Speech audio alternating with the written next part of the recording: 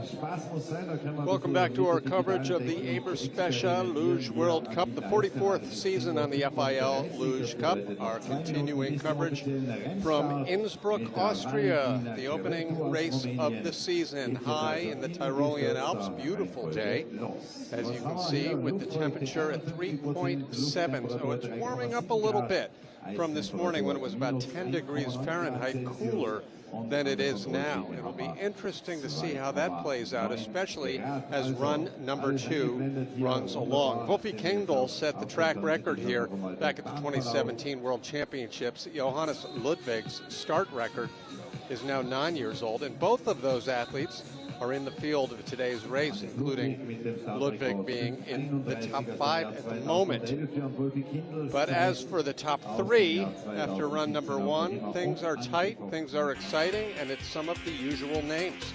Dominik Fischnaller, 6-time winner on the World Cup, including here in Eagles. He was the last to go, battling appendicitis, but all of the same, showing his comfort here in Eagles. He's in 3rd. Racing through the Kreisel in 2nd place right now, Olympic gold medalist David Gleicher. Gleicher was about the fastest of anyone during training all week long, so that's not a big surprise. And then it's Felix Lach. Could Lach be back? We will find out over the course of the next hour as the German 2-time Olympic gold medalist leads the way. They will start from worst to first, and the two of the older of the slutters, Valentin Cretu and Josef Ninnis, both had minor crashes in run number 1. They'll be the first 2 off, but they will race them all the way down to Felix Lach. We missed a couple of pages in there, so we'll give you another look. Rupert Staudinger, it's great to see Rupert make the field, and he'll look to move up a spot or 2 in run number 2. But we open things up with Vali Cretu, 31-year-old from Sinaia, 2-time Olympian, averaging 30th in his 2 Olympic finishes, with a 31st in Sochi and a 29th, or 31st actually in Vancouver and 29th in Sochi. Valley was telling me he really enjoys the competition. Luge is not a usual sport in which you know you've been working a lot, and when you put in all of the effort, you can predict your result. It just is not that simple, he says, but he loves the challenge of trying to figure out how he can make any kind of improvement.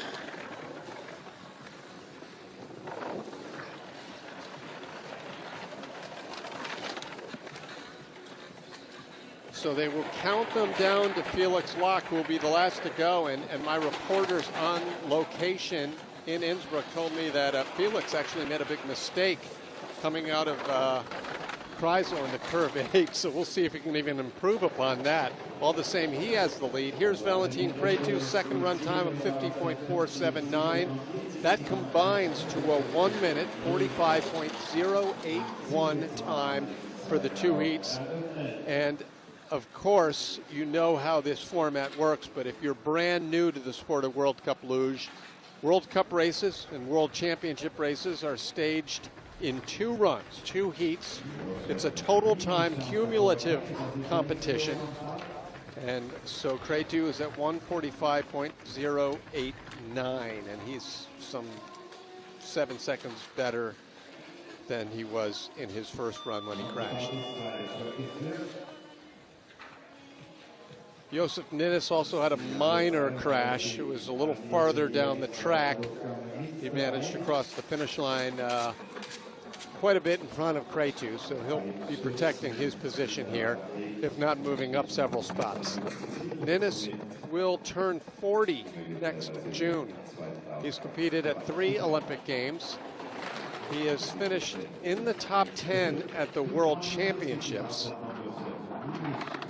And his brother-in-law, Martin Bajciak, was a 5-time Olympian in cross-country skiing.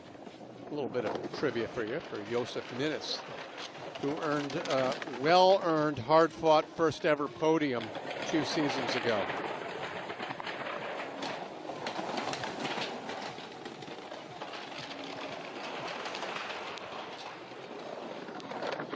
.125.6 was his kilometer-an-hour speed. Let's see how that translates into miles per hour, thanks to my Swiss timing computer here. He was at 77 or 78 miles an hour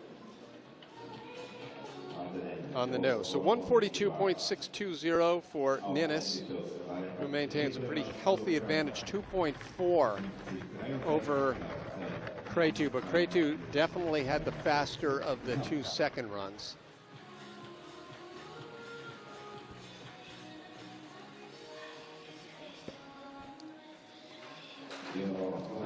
Now Theodor Turia, a young Romanian, still just 22 years old, although this is his, I want to say his 5th year in the World Cup. He was competing when his first World Cup race for Theodor, I believe he was 16 years old. Raced once here in Eagles. Getting a little bit of flavor over his teenage years, and now perhaps on the circuit full time.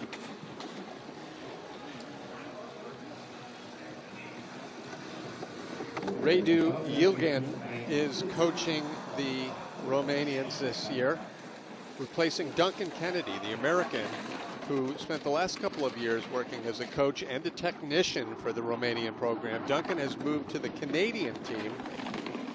Team Canada also skipping out on the first 4 races. Problems there on the entrance to the Kreisel. Curve 8 to Kreisel has been a tricky spot for a lot of the athletes here. That's where Margit told me that Felix had his mistake. Dominic Fischnaller, who's in 3rd right now, also had a little bit of a tap before the Kreisel. It's a tough area, and it's going to be very interesting to see later today and tomorrow how the doubles and women do there. Because keep in mind, as you see, Torea falls behind Josef Ninnis. Keep in mind that the doubles and women, who have that challenging start curve, they don't have a lot of speed working as they approach the Kreisel. So if they do this same tap, it's going to spell the end of their run.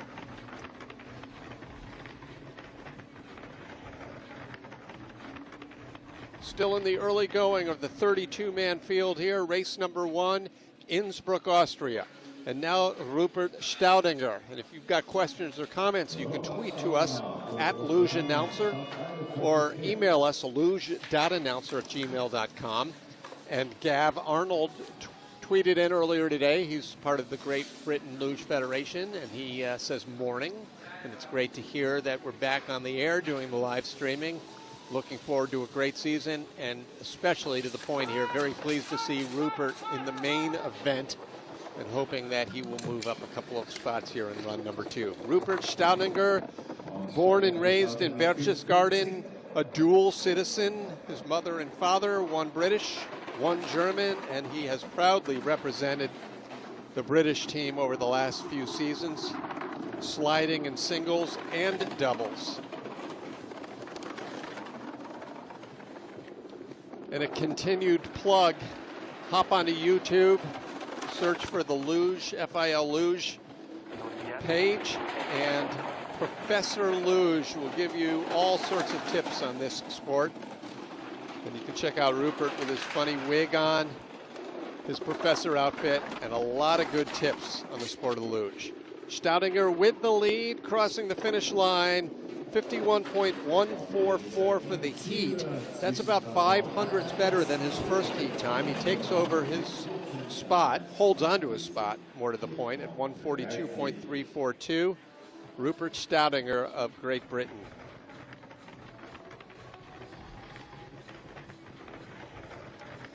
It's appropriate that he is Professor Luge, because Rupert said that if he weren't a luge athlete, he would probably be studying sports science, because the human body is so fascinating. That interview comes courtesy of Sliding on Ice and their very in-depth athlete profiles. Alex Gufla, the first of the Italians in his first World Cup race.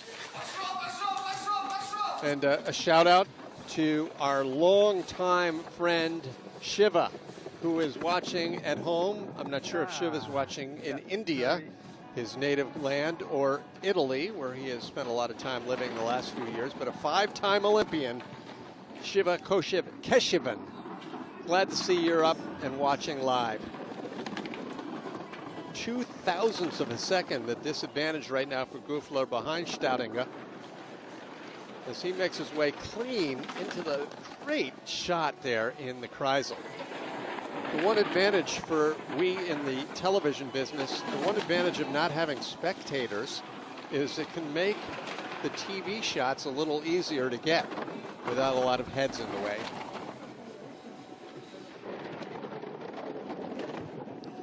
Okay, across the finish line, also behind Staudinger, so Rupert doing his best Stefan Fedorov dance there in the leader box.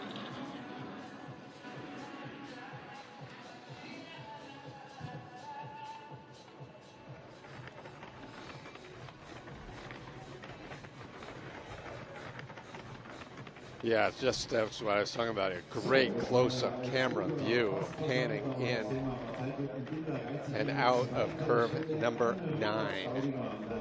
So it's a debut race and a good one for Alex Gufler, as Staudinger gets a little more time down there at the finish. It's very lonely in the leader box usually under normal circumstances, and it's even more lonely during a pandemic season where the athletes are required to stay apart from one another and apart from their coaches. And now Jakob Simonek. Jakob in 27th place in run number 1, coming out of the qualifying yesterday in Nations Cup. 24-year-old grad student. Jakob was telling me earlier this week that the hardest part for him in this sport is to get comfortable on all of the tracks. And he mentions the fact that they don't have a track in Slovakia. They certainly don't get enough runs on any of the tracks, as many runs as the big nations are able to get. He's in his final year of his master's degree and will hope to start work as a physical therapist. Simonek with a big advantage right now over Staudinger. Not bad out of curve 9. He takes the good high line out of 10. Let's see how this sets him up in the lower labyrinth. 76.8 miles an hour. That's good speed. And he crosses well out in front of the British competitor. 50.850 for Jakob Simonek of Slovakia.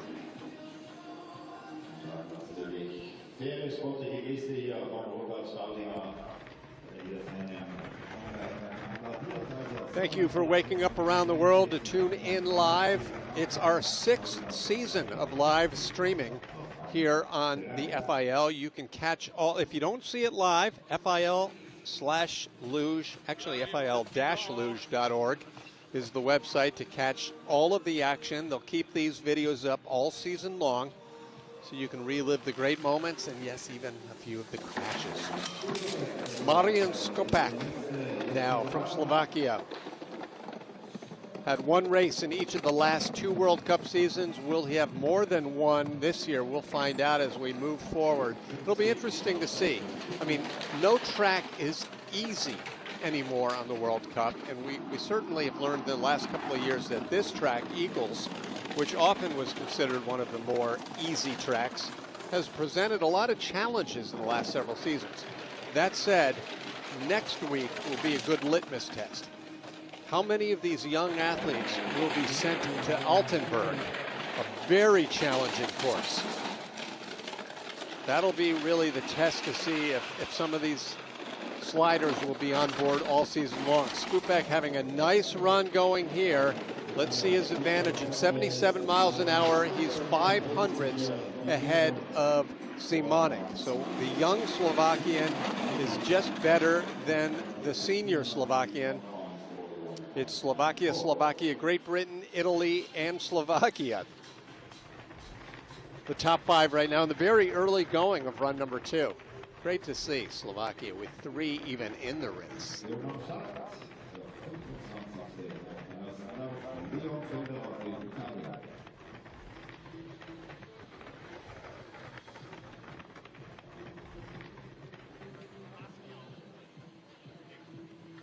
This is the 8th time that this Olympic ice track at the foot of the Patrickhoffel Mountain has hosted the season opening race. Such a lovely location. And next up we have Leon Felderer. If you put him together with Russia's Stepan Fedorov, if you put their names together, you would have Federer. And that's an athlete that's made a lot of money over the years in his career. Federer, I think more than any loser has ever made.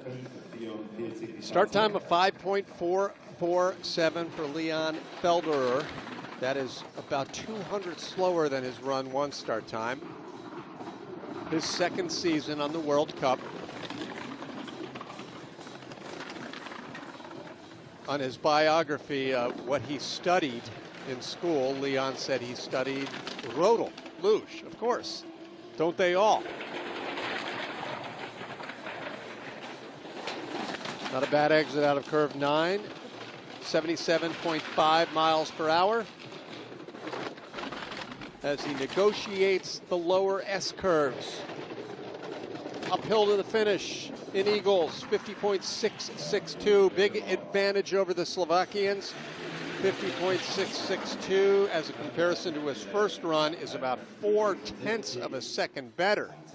So a very solid way to walk away from his first competition of the season.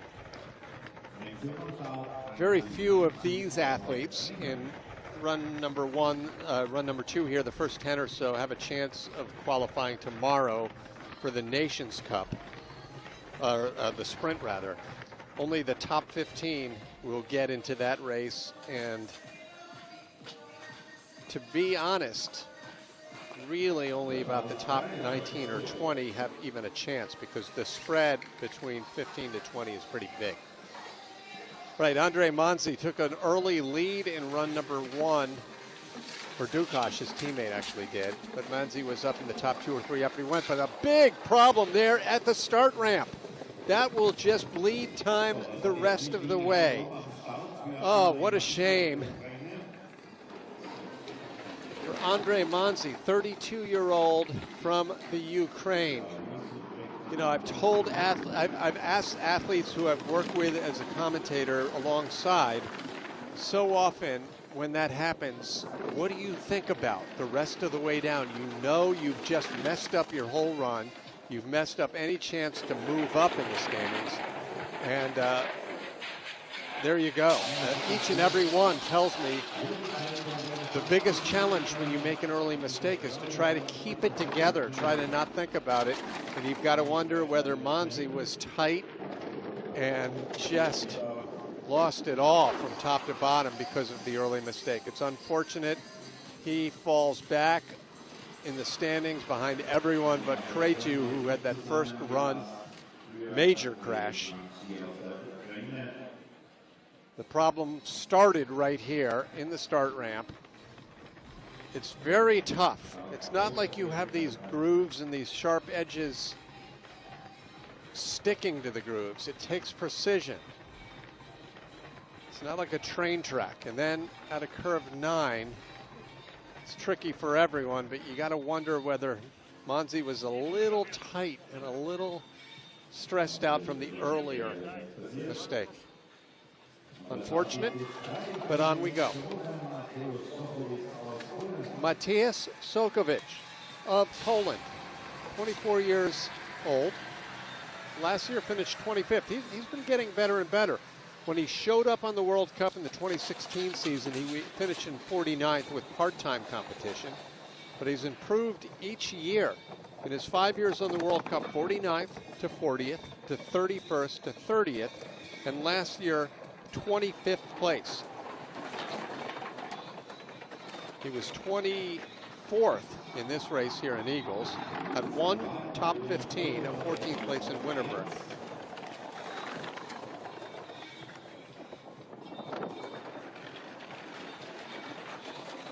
Still in the green. That's good for you new to the sport. That means he has the lead by minus 204, 0.2 of a second. Poland, I don't believe, will have, oh, and he's over. And he may not make it to the finish. This is going to be very close. Again, this is a lot steeper. He does cross the line. He just gets there. 146.134. He gets a finish time. That will earn him some points. World Cup points. That's key. But the problem down at the bottom. We saw this a lot last season. Lower S's. And they don't get the attention that Curve 9 or the Kreisel get on this course, but they have been the scene of a lot of crashes in the last couple of years in the World Cup. This course, not unlike the one in Calgary, RIP. We hope to return to Calgary someday, but Calgary's got that Kreisel curve, which is kind of attractive, but doesn't cause a lot of problems, but it does set you up for challenges in the lower labyrinth. Well, they've cleared this track pretty quickly. That's good news. What I was saying earlier as we get ready for Anton Dukash of Ukraine is that I don't know, and we'll try to get that information, whether Poland is fielding a full squad this year for the relay. So it'll be great to see Poland take part in the relay because they've been improving over the past couple of years. Ukraine also does well in the relay, and we count on them being there every week. Dukash was the second sled off of the runners, off of the handles in run number 1. He had a 50.795, ended up in 22nd place. He is negotiating this track a little cleaner now. But from the sound of it, there are a few skids between 8 and 9.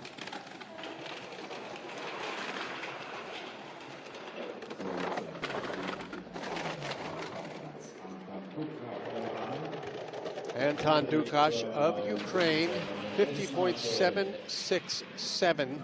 That almost matches his first run time, so consistency, kind of like shooting 73, 1 over par in both the first and second round of a golf tournament. That may put him in the top 20, but it likely will not. Because the spread between Dukash and the next competitor to go, Kohala, is about 1200s.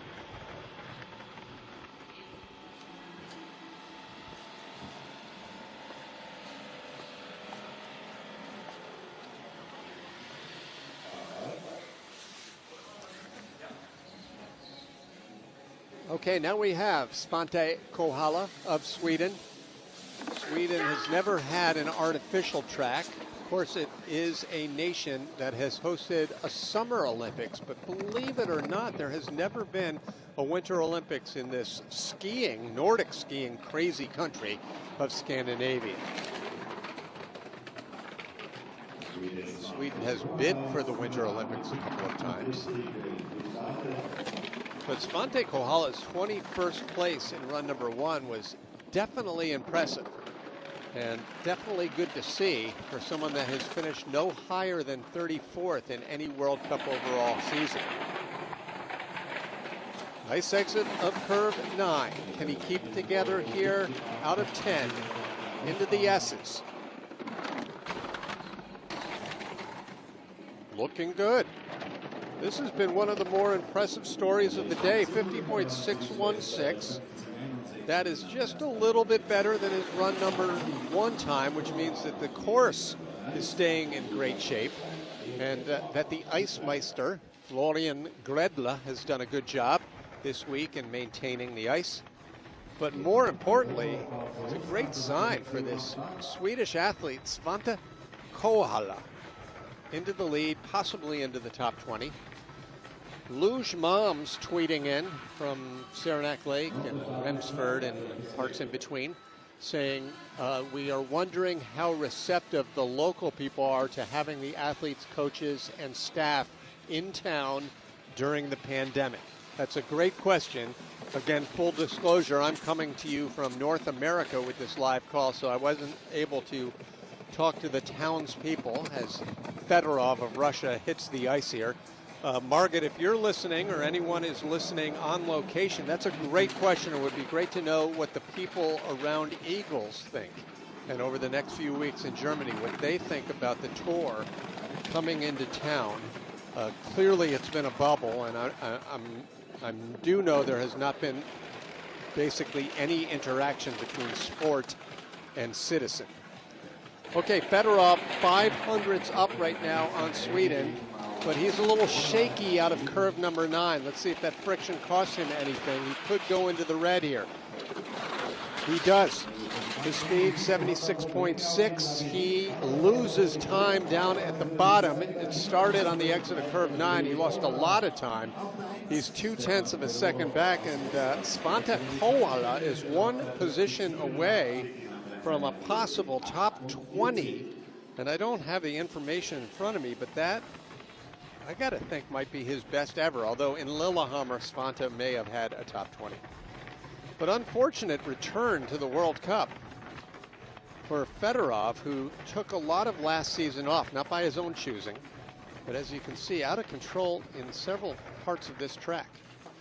Out of 9, out of 10. A long face, because it's a very competitive Russian program to try to stay on from week to week. Moritz Böllmann, big tall athlete, strong, 2-time junior world champion, the first of the Germans, all of whom ended up in the top 20, 2 in the top 5. Speaking of Germans, all eyes will be focused on the next 2 races. Will the Egert Bennekan and Toby teams continue to dominate doubles luge as they have the past 5 or 6 years? Certainly the Austrians will have something to say about that. Then tomorrow, here's your promo. Women's luge here in Innsbruck.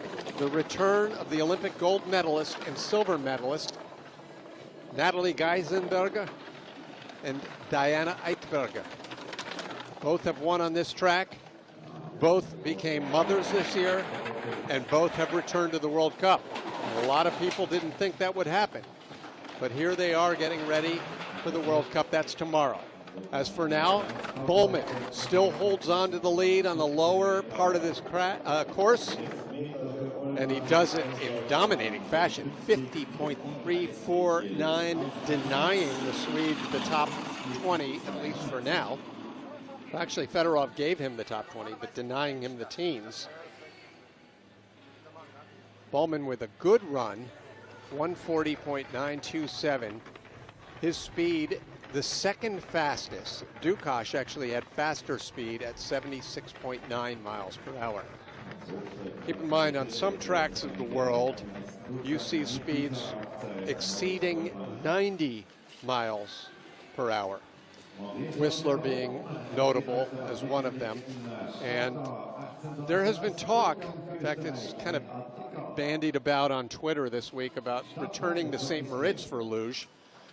And it would be fun to go to St. Moritz. Maybe they can reschedule that canceled Beijing race and bring it over to the natural track. That's a track that could see speeds at 90 miles an hour.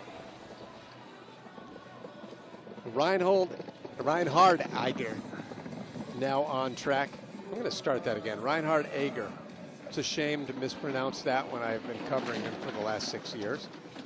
Reini, 31 years old, from Langhumpen, Austria. He's a policeman by career, but a luger by full-time occupation.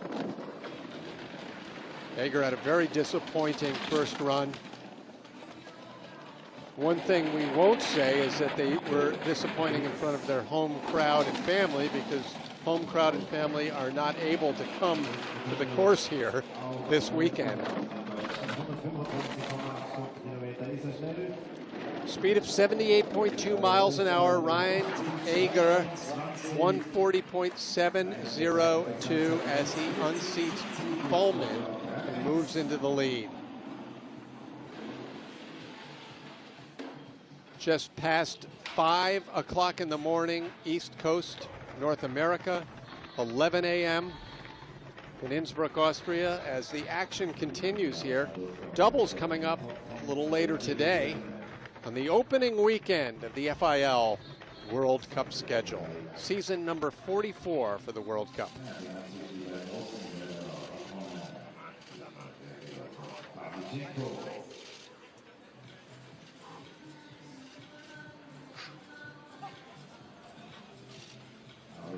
Next up will be Lucas Gufla. Gufla, 21 years old. He's from Passaia, Italy. Every Italian luger, as far as I can remember, including all of the great World Cup champions and Olympic medalists, were from the Südtyrolean German-speaking region, which I find interesting because there have been tracks in the Italian sections of Italy, notably Cesana and Cortina then and again in the future. It would be great to see the program expand in such a sports crazy country, as problems also out of 8 into the Kreisel. Not out of 8, but the entrance to the Kreisel. Yeah, it'd be great to see because Italy has a great winter sports tradition, especially in skiing. And you got to believe there's some great athletes in Rome, and Florence, and Milano, and Torino that could break on to this German culture-rich German-Italian program. Gufla, way back, 13th best run and 7th overall with his 2-heat combined time. It's about a second off the pace of Reinhard Eger.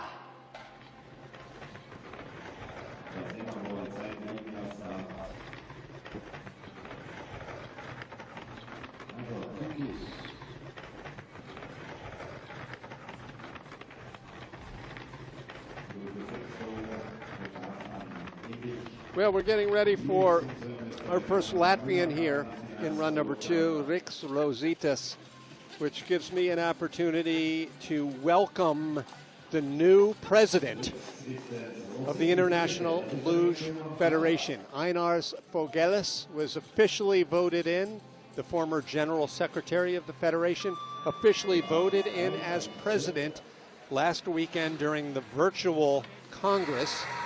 And Einars is ready to take over from the longtime president, Sepp Fendt. We wish Sepp the best in his retirement. I'm sure we will see his face often in and around the track, especially with 2 races this year in Koenigsegg. But Einars has a lot of work. He steps into a pandemic, and he and the rest of the federation are working very hard to make sure there can be a season, that these athletes stay safe, they stay healthy, and the communities in which these races are held also remain healthy. Riks Rositas, he was 16th after run number 1. He'll need to improve upon that to hope to get into the sprint tomorrow, and he's not looking so good here, with a lot of little mistakes from top to bottom compounding. It is 140.911 for the 2 heats. So he is currently in 2nd place and on the outside looking in.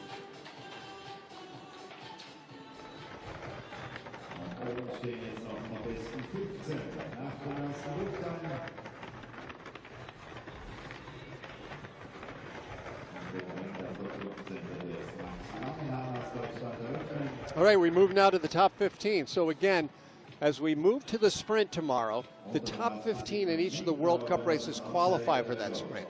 Also, as I mentioned during run number 1, each of these nations have different types of qualifying standards to get into their team's relay. Some, it's just the best result. Others, it's the best individual heat. Other countries just pick the athlete. And there's a look at some of the important members of the International Luge Federation and the German Federation.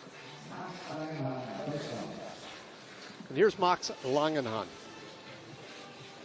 21-year-old Thuringen. Last year was 9th in the World Cup overall. Langenhahn had very consistent results: 12th, 9th, 10th, 11th, 8th, 6th, 12th, 11th, 9th, 12th, 7th. I mean, that is steady. That's really what a coach wants to see in a young athlete. Even if you're not knocking down the doors of the best in the world yet, you're also not exploding. So we'll see if he can continue to make market improvement. Right now he's sort of on pace for that same kind of result in the low teens, but he's having a good run here in heat number 2. Max Langenhahn, 77.9 miles an hour.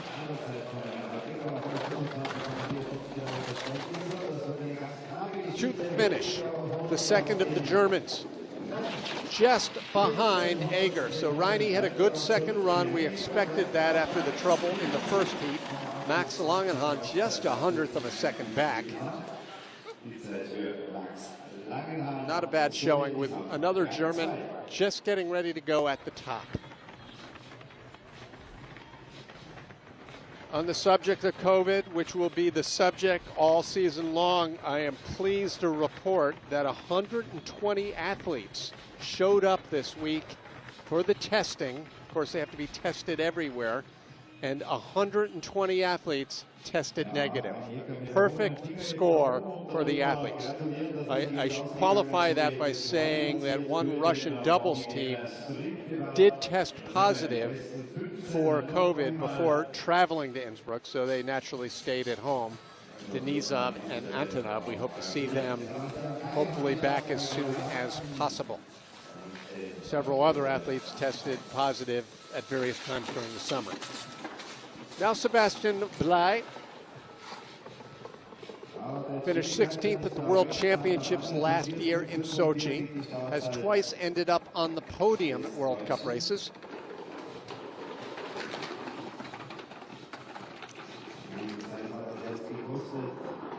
And it's a big challenge for coaches Norbert Locke and Jan Eichhorn to bring these athletes along and try to be patient, because big things are always expected from anyone wearing a Germany outfit. But Sebastian's a pretty mellow guy. He's low key, and I think he'll be able to take the good with the bad in stride from week to week. Approaching the finish now, 77.9 miles an hour. He is back 2 spots, only the 6th best run of the heat, and he loses a couple positions, falling behind not only Ager, but his teammate Langenhahn. However, all 3 of them are safely into tomorrow's sprint competition now. I believe, actually, Sebastian may still be on the bubble. We'll check that out in a second. Yeah, he was in 14th. He's sitting in 16th, as it were, right now. So he needs help from one more person to fall behind him in order to get into the sprint tomorrow.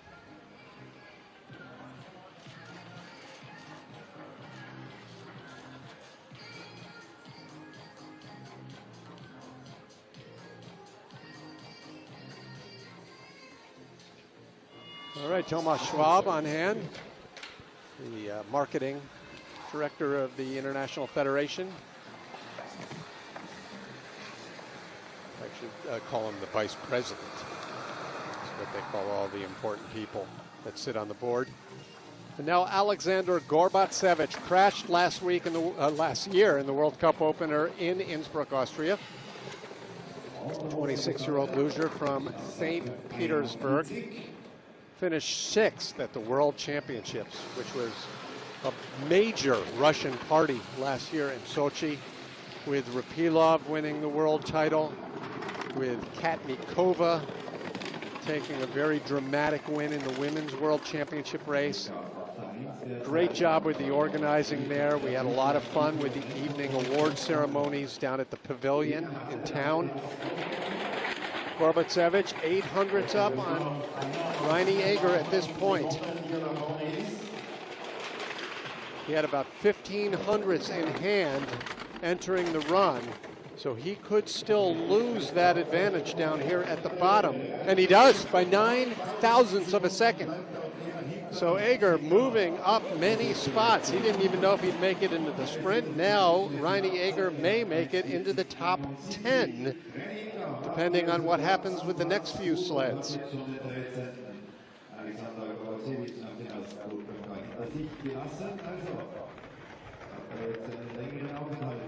Not a lot of mistakes. but it gives us an indication of how great the Austrian was a little earlier now.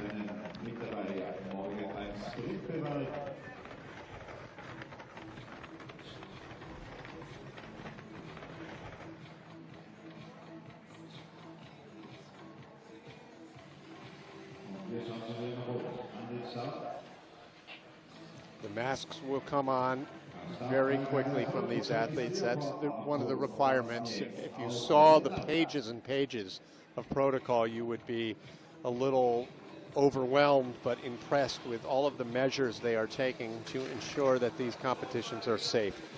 Now, Arturs Darznieks, the Sigulda native, also a student at Riga Technical University, finished 24th at the Olympic Games in Pyeongchang. We're so sorry that we are going to miss out on the North American and Asian legs of this year's tour, but we understand the situation. It's an entirely European World Cup and World Championship circuit this year. The Whistler World Championships have been moved to Koenigsegg, which, let's face it, is many people's favorite track in the world anyway.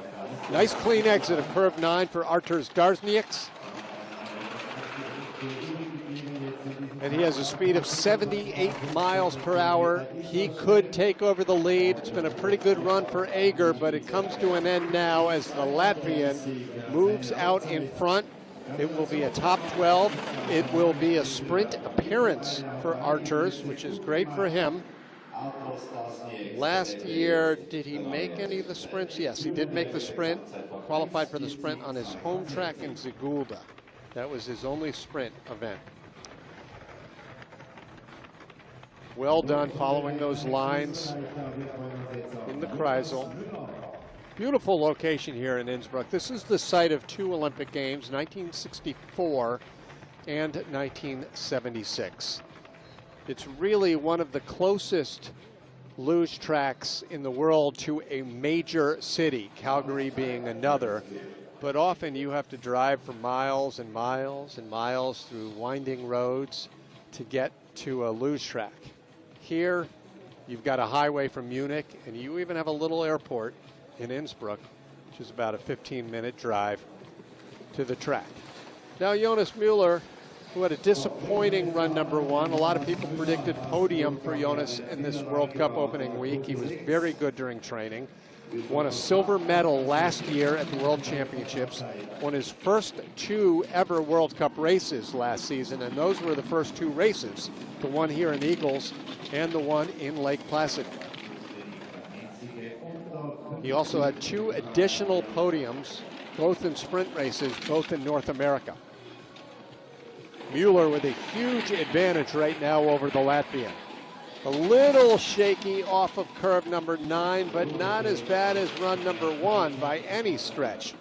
Great speed, 79 miles an hour, the first to hit that mark in run number 2. It will be the lead, and it is 49.906. That is about 35 hundredths better than his first run. And it could see Müller move up 2, 3, maybe even 4 positions. Probably won't get him to the podium, but that's more the Jonas Müller that the luge experts predicted would come to the track this weekend.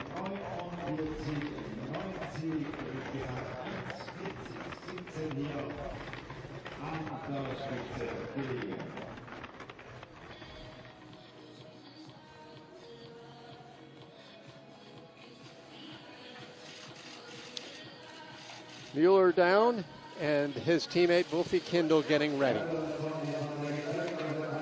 Kindle, it seems like he's been around forever. He's been on the World Cup since 2007. He's had so many top results. He's been so steady. 1, 2, 3, 4, 5, 6, 7, 8, 9, 10, 11, 12, 13 top 10s in the World Championships. That's if you put together the full field race and the sprints. Over the World Cup seasons, he's finished second twice and third twice. He's never won a World Cup overall.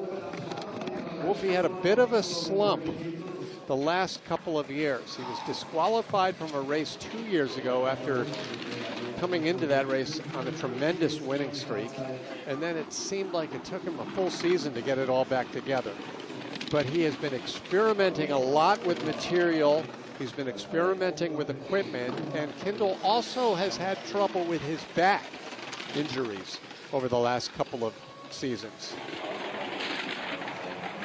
His big moment, brightest moment last year by far was a podium at the World Championships. And now he makes his way to the finish on his home track. He grew up only about 5 miles away from here, just below the village of Eagles. 140.681, that puts him back 2 spots. It's Austria, Latvia, Austria, Russia. That's the top 5 right now. And we have 9 remaining in Innsbruck. The start is never Wolfgang Kindl's strong suit. He finds his time down at the bottom, and as you can see, aside from being a little slow, he was hugging that left wall way too close, which really kind of prevented him from getting that acceleration to open up down at the bottom, which he normally does so well.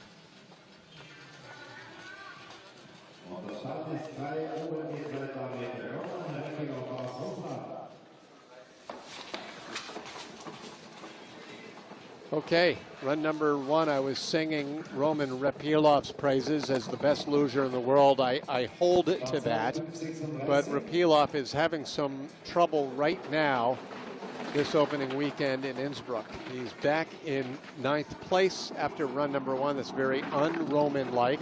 He's the defending world champion. He's the defending World Cup champion.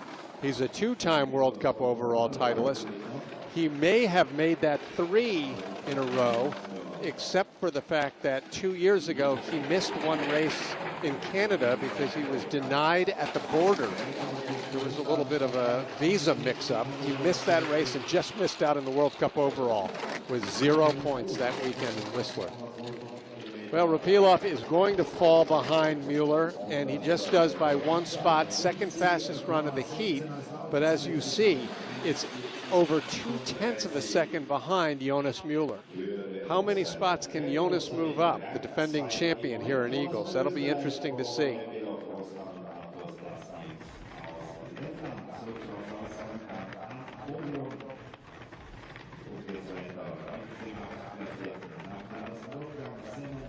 Now, Repilov will hope to move up a couple of spots, but if he, say, finishes 10th, let's see how that compares to his results last year. He was top 12 in every race last year, 12th being the Segulda Sprint. Every other race, 1, 2, 3, 4, 5, 6, 7, 8, 9 podiums, or top 5s.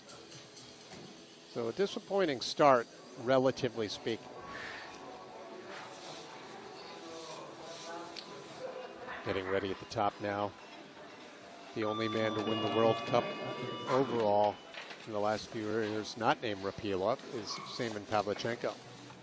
Finished 5th at the 2014 Olympics on his home track in Sochi, where his teammate and now coach Albert Demchenko won the second of his 2 Olympic medals.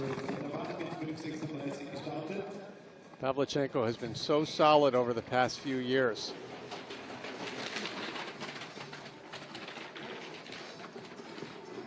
And as I mentioned during run number 1, he's been known to have a crash or 2, at least during each season. But last year, he was steady. 7th, 5th, 6th, 7th, 5th, 2nd, 5th. He won the race in Segulda, 2nd in Oberhof. He won in Königssee. Nothing out of the top 12.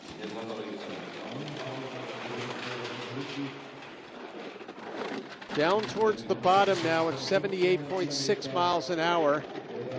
Second fastest speed of the day. Second fastest time right now at 50.127. And it's Mueller holding on to his spot ahead of the 2 Russians. It's Austria, Russia, Russia, with 7 remaining.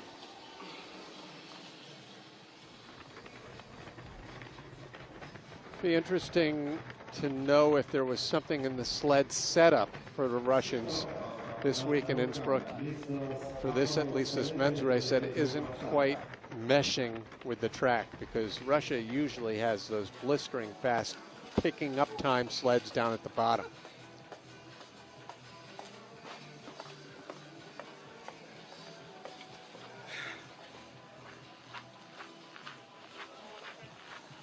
Seven remaining now here in the first race of the season on the Eberspächer World Cup.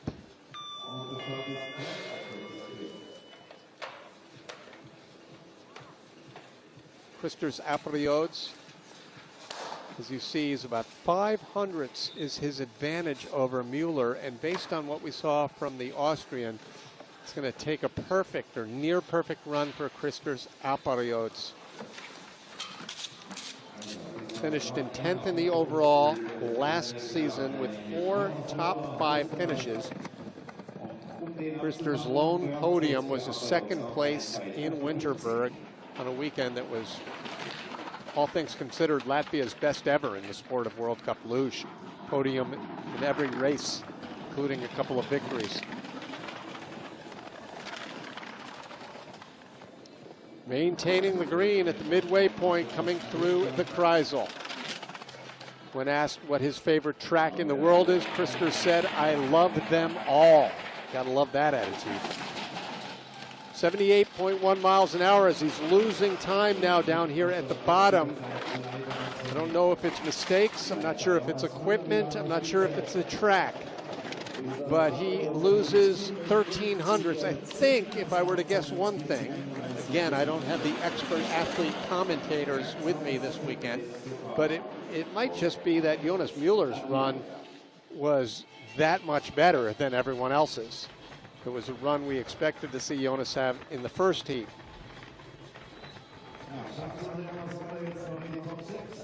Apriodes, for the time being, sits in second.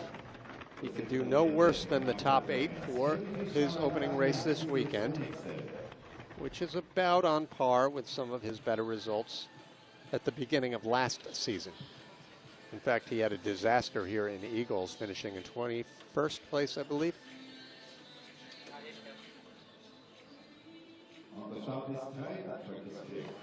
Now Kevin Fischnauer, 27 years old, from Meransen. He's been competing since 2003, and that was when he was 10 years old, if you're doing the math. So by competing, I mean at all levels, including the Pee-wee levels.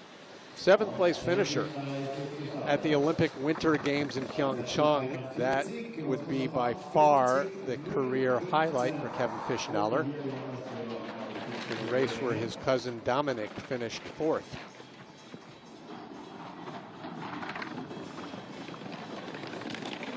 Fischnauer had a 50.16 in run number 1. He's maintaining a slight advantage here over Mueller.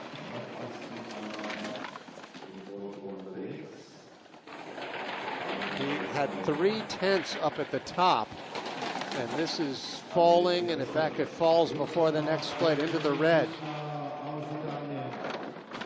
Wow, so how about Jonas Mueller moving up a whole number of spots? Fischnauer only falling back 1 spot. In fact, the last 4 to go, the last 5 to go, I think, only fell 1 position behind Jonas Mueller, which means that Jonas had this terrific run. And let's see, Mueller started the heat in 11th place. He can now guarantee himself a top 6. If you recall last season in the women's race, Ivanova, I believe, went from 13th or 14th to gold medal. And in the men's race, it was Mueller winning it, but Rapilov went from like 14th or 15th to 2nd place. But, and this is a big but, last year it was about 15 degrees warmer, and we saw that coming.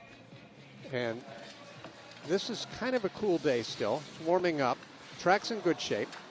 Johannes Ludwig up now, 5th place after run number 1, 50.115 for the Olympic bronze medalist.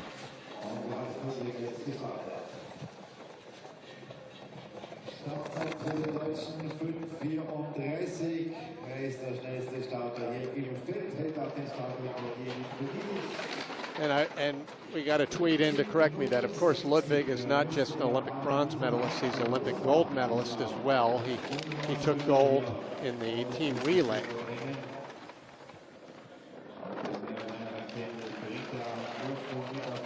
Along with the Tobys and Natalie. Johannes had thought about retiring not long before that Olympic season. It looks like he could stay in the green here. The speed is decent at 78 miles an hour, but the advantage is too much for Mueller to pick off one more. Johannes Ludwig has the second fastest run, but by a tenth of a second, he holds onto his spot into the top 5, and he will be part of the award ceremony a little later on, because of course there's the podium with the top 3, but there's also the major medal ceremony.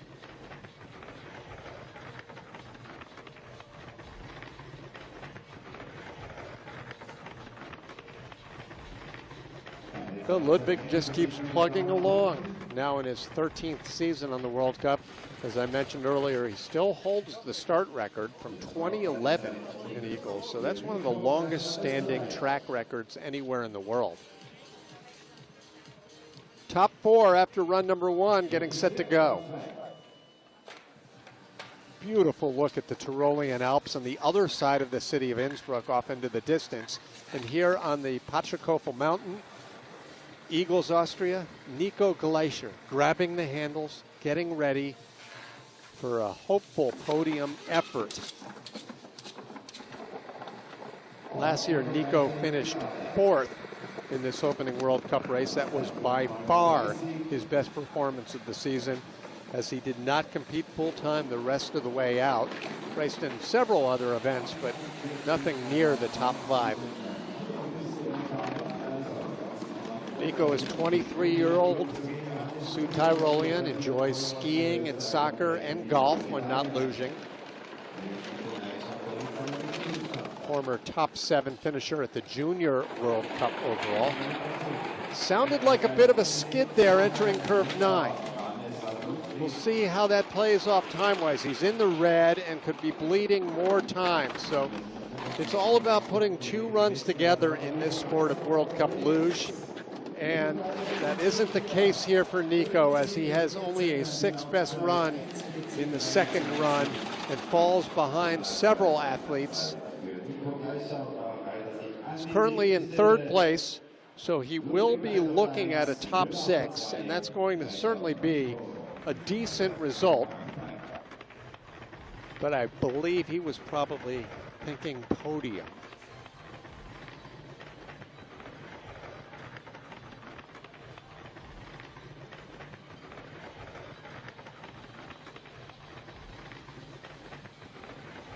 All right, now for the podium positions. 3 remain. Waiting on deck, Olympic champion David Gleicher and 2-time Olympic champion Felix Locke. But now the man that twice has finished in the top 5 in the Olympics, but just out of the podium, Dominik Fischnaller. Dominik just missed out in the World Cup overall last season. He had a chance entering the final race, ended up 2nd behind Roman Rapilov.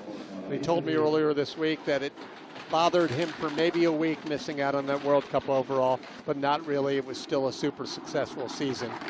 So I was stoked, is what Dominik said. Now, Fischnaller, I mentioned earlier, suffered appendicitis at the beginning of this week, was thinking he might not race here, might get his appendix out. Instead, he's treating it with antibiotics, just competing through the pain.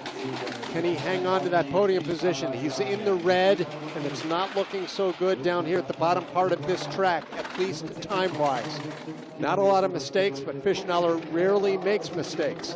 To the finish, 2nd overall, 500ths behind Johannes Ludwig, so the German has guaranteed himself a spot on the podium, guaranteed Germany at least 1 position, with an Austrian and another German set to go.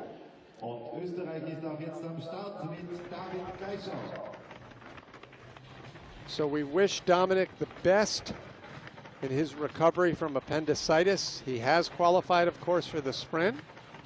and would likely be his nation's representative in the relay. Let's hope he feels strong enough to do both of those races tomorrow.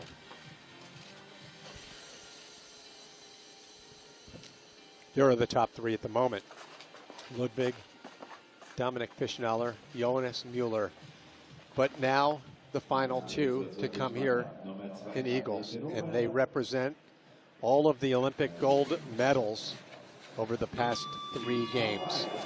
David Gleicher, when he took gold in Pyeongchang in 2018, to say that that was a shock is an understatement. He had never been on the podium in any international World Cup or World Championship race, but he looked super smooth and solid. Basically all 4 runs at those Olympics, earned that gold medal, and has really catapulted him into being one of the top in the world. He used that confidence and experience and made his way onto the podium the next season, onto the victory top of the podium last year. But Gleicher in the early going here on his home track is trailing Johannes Ludwig.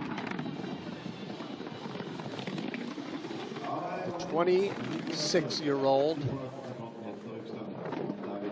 talked about the key to the Austrian men's success, he said, is that all of them help each other.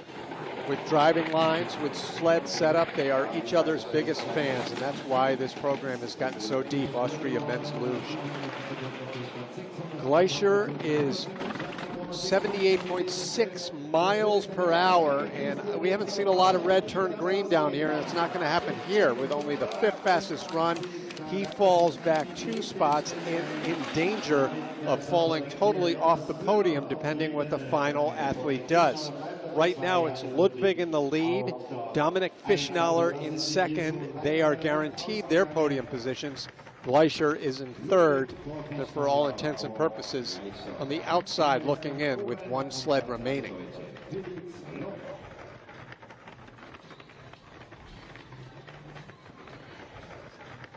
Okay, Felix Locke brings an advantage of 0.06 of a second into this final run ahead of his teammate Johannes Ludwig. One thing we do know, Germany has won this World Cup opening men's race. What we don't know is which German it will be. Ludwig down at the bottom, Felix Locke here at the top. Locke last year, believe it or not, did not win a single race. That was the first time ever in his storied career. Only twice was he on the podium, with a second in Whistler, a third in Altenburg. But will he open up this season and bring back the old Felix Locke? The 31-year-old Bavarian with 4 Olympic gold medals, 2010, 2014, singles and relay at both. Oh, actually, that's 3 because there was no relay in 2010. Nice out of exit 9. He's making it look easy here. Felix Locke is back, indeed. 78.8. Unless he makes a major mistake down here at the finish curve, he is winning his first race in 2 seasons, and he does it with the fastest run in each of the 2 heats. So Felix Locke is back on top of the podium. That is sincere excitement. You know, I mentioned during run number 1 that any non-Olympic race is experimental for Team Locke, which is Felix and his father Norbert, and George Hackel. They are always experimenting, but when you go a full season without a victory, no matter how much you're experimenting, that's got to be kind of a bummer. So Felix is understandably thrilled down there at the bottom. In fact, did any German win a race? Yeah, Johannes Ludwig won 3 races last year. So it was a personal slump for Felix Locke. It has come to an end as he captures the opening race of the 2020-2021 Eberspecher World Cup.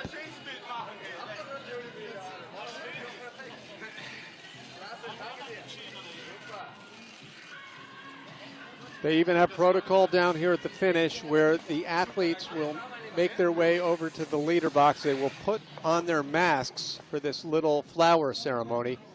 As we check out the final results, it was a pretty dominating win for one German over the others. As expected, the Austrians looked pretty solid with 3 in the top 6. Dominik Fischneller doing what Dominik Fischneller does best, another very steady performance against tough circumstances. Pavlichenko and Repelov make it into the top 10, but barely. Kindle and Ager out of the top 10.